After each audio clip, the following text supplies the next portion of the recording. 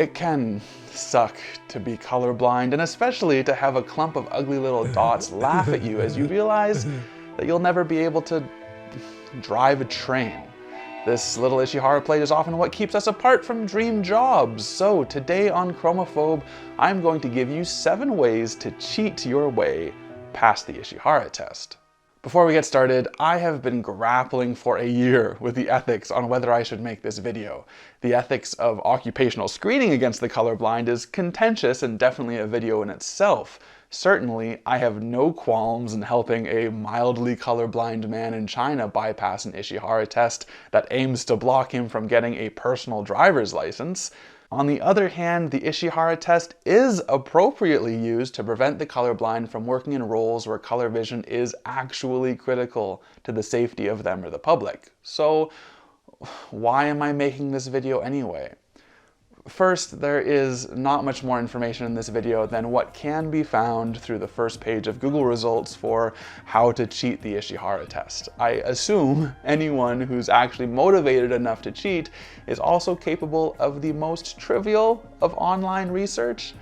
Second, all of these methods can be neutralized in a way. So after going through all the ways a test taker, the subject, could cheat on the test, I'll also explain how the test givers, the invigilators, like optometrists, ophthalmologists, etc., can not only detect but also avoid cheating and likewise make their own testing fair and accurate. Not to spoil the ending, but the answer is almost always stop using the Ishihara. The Ishihara test is made up of a number of pseudo-isochromatic plates or pips. If you're interested in how pips work, how they detect color blindness, I have a short video about that, which I'll also link at the end of this video, but it's certainly not necessary to understand this video. The Ishihara book comes in 10, 14, 24, or 38 plate variants, though most occupational Ishihara testing uses the 10 or 14 plate versions. Regardless, the color vision of a subject can usually be confidently classified as deficient in just a few plates. Depending on the organization, 2 to 6 plates incorrectly answered results in a failure of the test. As I have protanopia, I tend to fail all the plates, but if I were motivated to beat the Ishihara, I definitely could. Let's look at 7 methods to give you that edge. Number 1 on the list is probably the first thing that came to mind: color corrective glasses. Several brands of so-called colorblind glasses are even marketed as helping you pass the colorblind tests. The most common glasses and chroma lenses aren't actually made for helping with testing, and depending on the version of enchromas you have, will probably not help much, though one study found that they did improve Ishihara scores for deutans. The goal of enchromas is to distort color as little as possible while knocking up the saturation, which is not what you need to cheat at the Ishihara. For that, you need a pair of glasses that is designed to distort colors, namely Pilestone glasses, Color Max, or really any maker of magenta or yellow tinted lenses, either intended for the colorblind or not. In fact, I've got some simple colored gels here that essentially have the same effect as these glasses would have. Here's a pip that I have filtered so we are all seeing it as if we were colorblind. Now notice how this red gel suddenly makes an unreadable pip readable. That's what the glasses do, intentionally distorting color while not actually improving color vision. The colors of a pip are carefully chosen to lie along a confusion line, so any kind of blunt force distortion will generally make them easier to see. Just a careful choice of lens color is still necessary to get the biggest effect, or one that will help with the most plates. There are lots of different glasses that would work to beat the Ishihara, but while you will be allowed to wear standard prescription glasses during your test, it will be almost impossible to find an invigilator that would overlook you wearing color corrective glasses or glasses with any visible tint whatsoever. It's kind of hard to hide that. Method number 2 is contact lenses. While an invigilator would immediately spot glasses, a contact lens would take quite a bit more attention to detail on their part. Unfortunately, there are not many options for contact lenses because none of the major modern color corrective lens companies yet offer contact lenses. The most viable options nowadays are chromogen or X-chrome lenses. These lenses have been around since as early as 1974 and comprise a single red-tinted contact that you wear on one of your eyes. You may be familiar with cheap $20 red-tinted lenses. I even used them to make a vampire film in university. They specifically color the iris but allow unfiltered light to enter the pupil so as to be visible but not affect color vision. The chromogen or X-chrome are the opposite, filtering the light entering the pupil, therefore distorting the colors similar to colorblind glasses, but not changing the color of the iris, which would be a dead giveaway to the Invigilator. However, this trivial difference means a huge markup. Instead of $20 for 2 lenses, you will be paying $450 for 1 lens. And what do you get for this price tag? Well, one study showed a 100% efficacy of the lenses, allowing colorblind subjects to pass the Ishihara with no mistakes, and another showed that colorblind subjects made half the number of errors. But be warned, because another article describes the story of a subject applying for the military in India who failed the Ishihara once, then when retaking it proceeded to pass. He was found to be wearing a red contact lens to cheat the exam and was summarily executed. Okay, not really. This was India, not communist China. In a related note, a 2020 report out of Jiangsu province in China described a man who tried to cheat his way into a driver's license by wearing such a red contact lens. After the doctor raised the alarm, the colorblind man was seized by police and, to quote the report, properly handled. Seriously guys, be careful when screwing around with these contacts. Method number 3 involves using bad lighting. The colors of a pip are so exact that the color temperature of the white light used to illuminate the book must be between 6,000 and 7,000 Kelvin, equivalent to bright sunlight. A light that is too warm or too cool can distort the colors, which will generally be to your advantage, making the tests easier to read. So if you can somehow arrange for the warm light of an incandescent light bulb or the cool fluorescent light of a school classroom, it may give you a small boost to your score.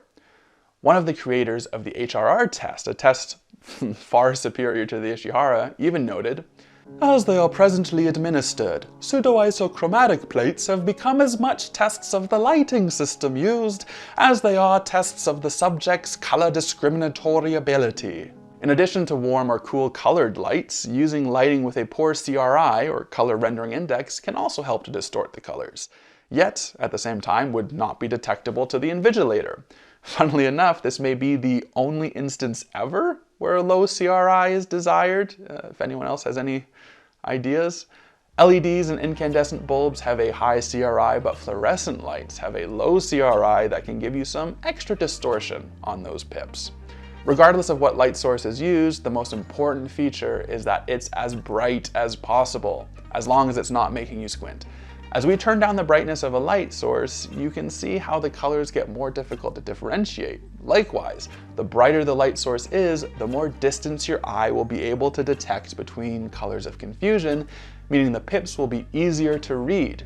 This part isn't even cheating. The Ishihara guidelines state that the test must be bright enough, but does not give an upper limit to brightness. So make sure the lights are turned up bright and are positioned so that there is no glare coming on the pips.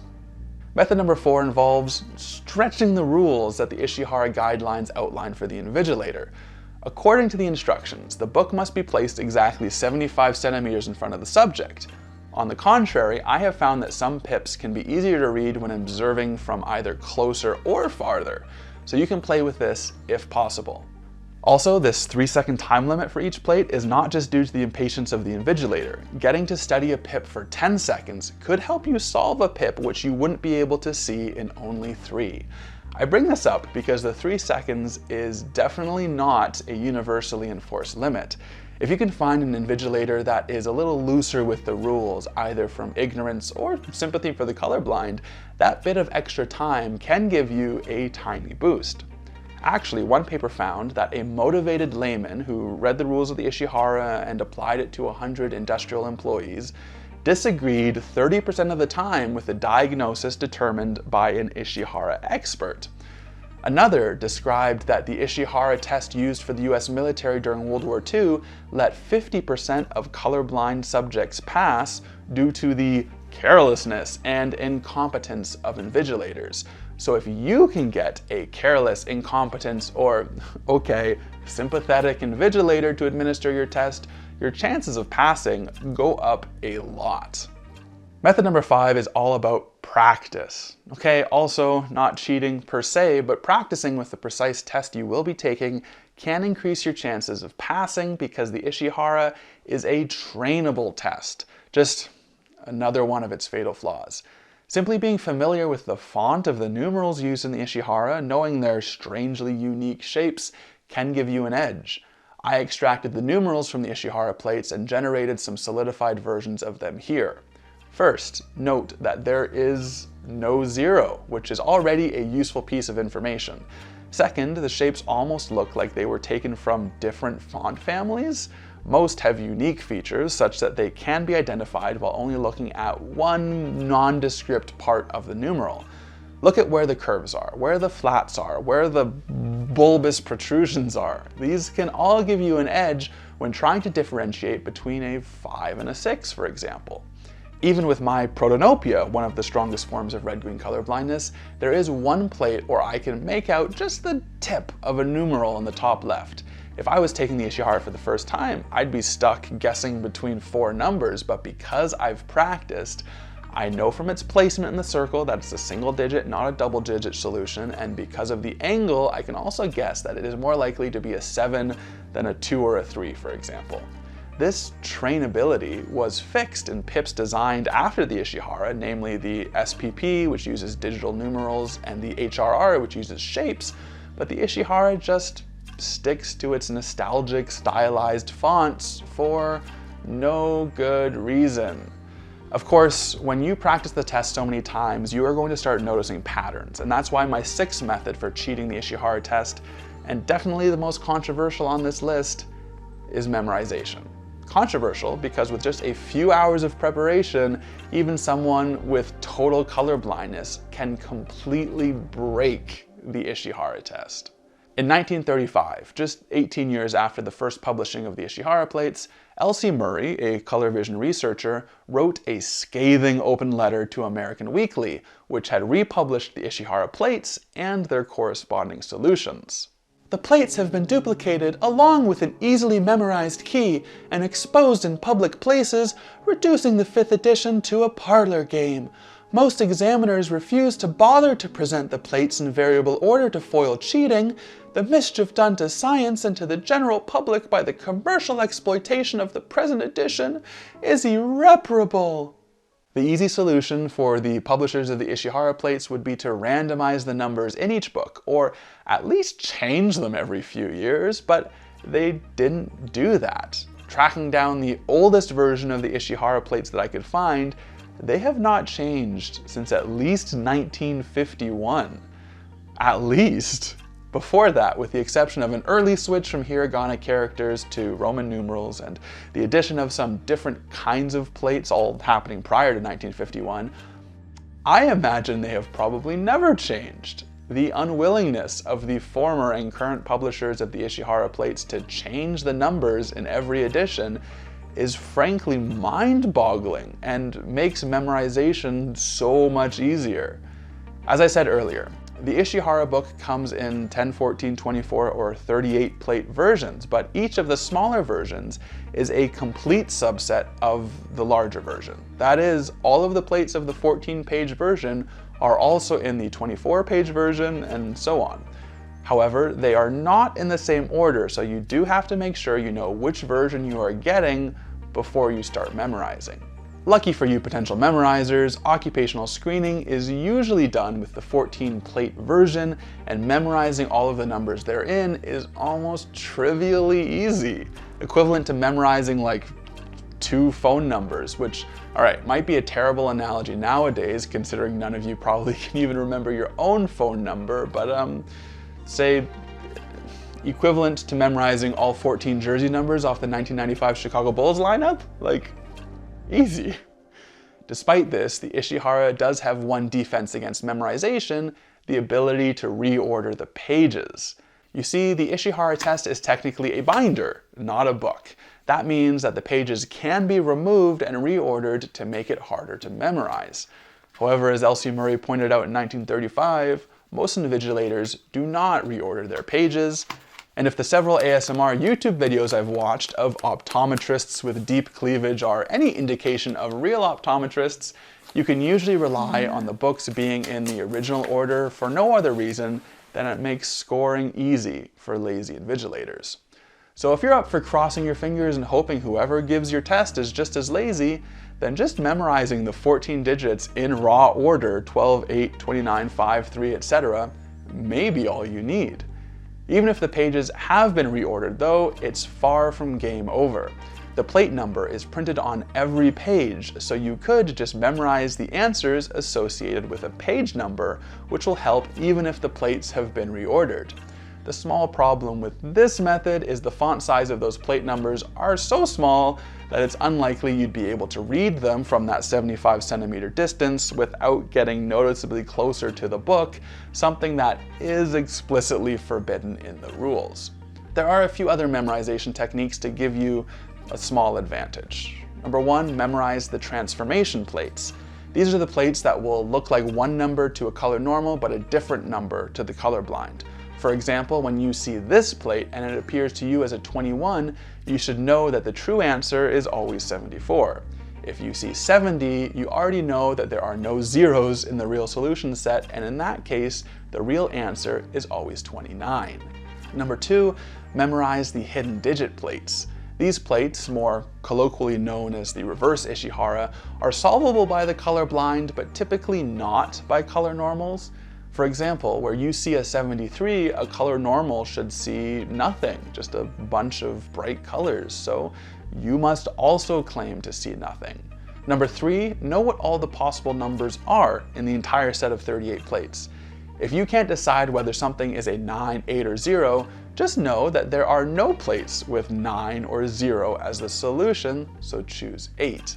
Number four, memorize the colors of the plates, which yeah, it sounds like really crap advice, I know, but even I see 5 distinct color schemes in the plates, all of which I've named after the most prominent color that I see. They definitely aren't the real colors, but just a way for me to categorize them in my head, and with that, I can remember a smaller subset of solutions for each color scheme. By themselves, these 4 techniques may help you improve your score by a plate or two, but they aren't really a foolproof solution. For that, we've got to kick that memorization up a notch and learn some dot pattern recognition. The Ishihara plates were all originally hand-painted decades ago, so the dot pattern is unique to each plate. You can therefore pretty quickly identify each plate by focusing on a shape in a specific region of the dot pattern, typically at the very top of the plate. Personally, in these 3 plates, for example, I see a crab, a clown, and lightning, each of which have become obvious to me upon seeing those plates and allow me to quickly give the correct answer within the 3-second time limit. You'll probably find different shapes that stand out for you, but find your shapes and start practicing, a process that you may have guessed takes hours and hours to get right, but time well spent if it allows you to get every plate correct. And hell, many standards allow you to miss half the plates and still pass the test, like for the FAA. Is dot pattern recognition really the silver bullet for defeating the Ishihara? Well, allow me to switch perspective. Dear invigilators, unlike subjects using contact lenses, it can be quite hard to figure out if a subject has memorized the solutions. As an invigilator, your first line of defense obviously is to reorder your plates and then reprint your solution card to match that specific order. It helps against the simple telephone number style memorizers, but not those using more robust forms of memorization. During my own practice with the dot pattern recognition, I've only come up with 2 observations that could give away my technique. First, the fact that every plate takes me 2 to 3 seconds to answer, since I have to go through the complex process of finding my shape and relating it to a number. Color normal would typically answer in less than a second, since they immediately see the number, but 2 to 3 seconds is still within the rules and could just mean a subject is slow or being careful. Second, if I screw up a plate, my incorrect answer would likely be a correct answer for a different plate. If the plate's answer is 73 and I say 45, a number that visually looks nothing like 73, and at the same time is the answer to a different plate, that is quite the fishy coincidence. Those 2 points are the only ways I could think of for detecting dot pattern recognition, and they certainly don't constitute catching the cheater red-handed, or red-pupiled in the case of tinted contact lenses. So, what do you do if you've got an inkling that they're cheating? The obvious course of action would be to give them a better, unmemorizable test like the D15.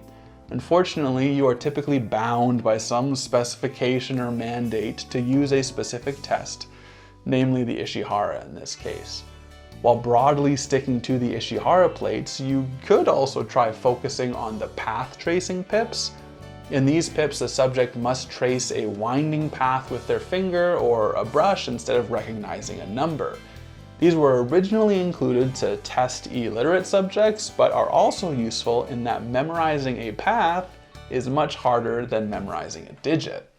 Unfortunately, the 14-plate concise edition, which is usually specifically mandated by occupational standards, has none of these tracing plates, which are relegated to the 38-plate complete edition. Technically, you can't fail a subject by using a different test not mandated by their potential employer, and almost any organization that accepts multiple different color vision tests only requires the subject to pass one of them, even if they fail all the others. In the end, you can't unequivocally or even confidently prove that a subject is cheating without breaking the rules of the Ishihara test yourself. I can imagine, it is super frustrating, but it will always be a problem as long as we keep using the Ishihara. As an invigilator or someone designing an occupational standard, your best option to foil the cheaters is simple. Use a different test. The ability to be memorized is a fatal flaw of the Ishihara test, one which other, less common tests like the D15 Fail Intercity University test fundamentally avoid, and as such, they are much harder to cheat. If everyone who uses the Ishihara instead used a much less cheatable pseudo-isochromatic plate like the HRR, which has existed since the 1940s, everyone, the invigilators, the public, even the colorblind ourselves, would be better off. Sincerely, Protan. And yes, you heard that right. Ditching the Ishihara benefits the colorblind. It's not very intuitive, I know.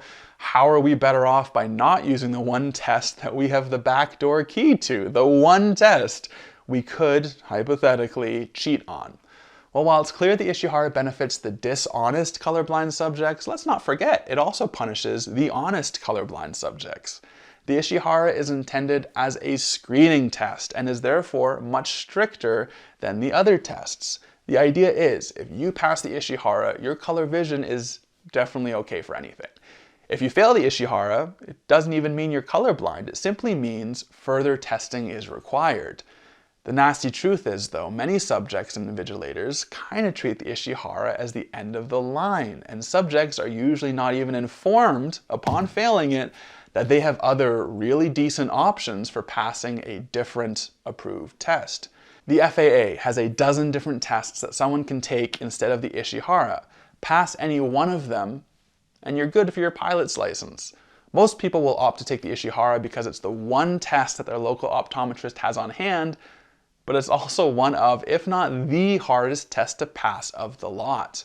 The Farnsworth Lantern is generally the test of choice for a pilot's license from the FAA, and there are countless internet testimonials of people who miserably failed the Ishihara but were able to pass the Phalan perfectly. And under each of these stories, there are always comments from colorblind guys who had failed the Ishihara and immediately, prematurely, gave up on their dreams. So how do we best beat the Ishihara? We kill it. There, that is the 7th method, kill the Ishihara. But it's never going to die unless organizations concerned about color vision start seeing the Ishihara as a problem. Cheating is happening already. You can Google it. We just need to draw attention to it. Get organizations scared of cheating and they will stop mandating the Ishihara. Okay, maybe you think I've crossed the line with this video. Maybe you think I am encouraging colorblind people to cheat their way into a job that they are not capable of safely performing and putting themselves and others at risk. But that is not my intent, and I don't think that will be the outcome.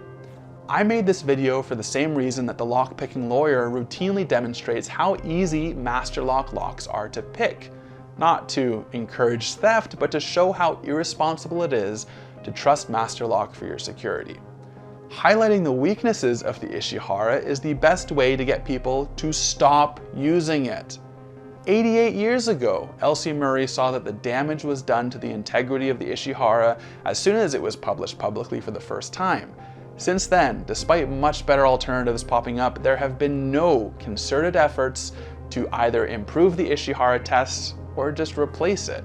If you really think that the risk of colorblind subjects circumventing the test is so high, if a company really wanted to neutralize that risk, then they wouldn't be specifying that potential hires be screened with arguably the worst colorblind test. It is no surprise then that the organizations that do not think very hard about why they're excluding the colorblind, or even whether they need to exclude us instead of making some trivial accommodations in their processes, are also the type of organization that would just default to specifying the Ishihara to screen their potential recruits. And maybe, from an ethical or discrimination point of view, maybe those organizations deserve to have the colorblind cheating the test. Anyway, have any of you had any luck with using any of these methods? If you have successfully or unsuccessfully cheated at the Ishihara, I would love to hear about it. You can leave a comment here or contact me directly through my website, chromophobe.com. Want to know how Ishihara plates are designed and how they work? Then check out this video next. This is Chromophobe.